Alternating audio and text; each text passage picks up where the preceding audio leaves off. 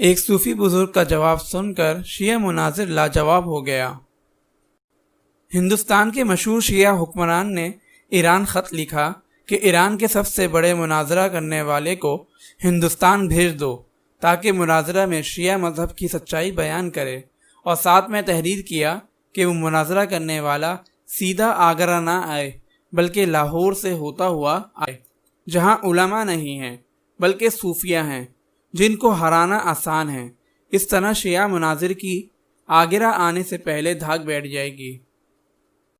شیعہ مناظر سیدھا میاں میر صاحب کے پاس پہنچا۔ آپ اشراق کی نماز سے ابھی فارغ ہی ہوئے تھے۔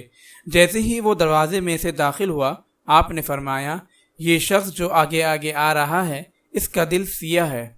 علیک سلیک کے بعد حضرت نے دریافت فرمایا، کیا کام کرتے ہو؟ شیعہ مناظر بولا کہ میں ایران سے آیا ہوں اور شان اہل بیت بیان کرتا ہوں۔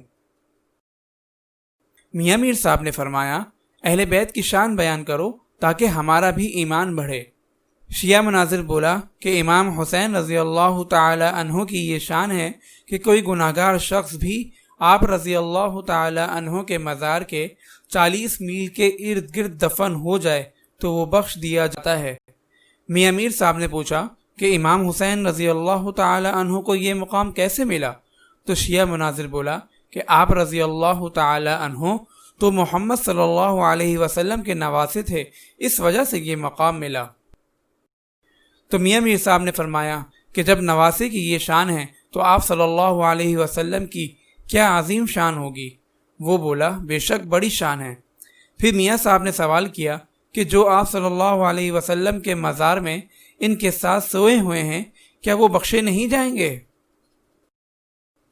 شیعہ عالم ہکا بکا رہ گیا اور آگرہ آنے کی بجائے واپس ایران چلا گیا اور یہ کہہ کر گیا کہ جہاں کے صوفی بزرگ ایسا علم رکھتے ہیں تو وہاں کے عالموں کا کیا مقام ہوگا، اور یہ وہ سوال کیا گیا ہے جس کا جواب قیامت تک کوئی شیعہ نہ دے پائے گا۔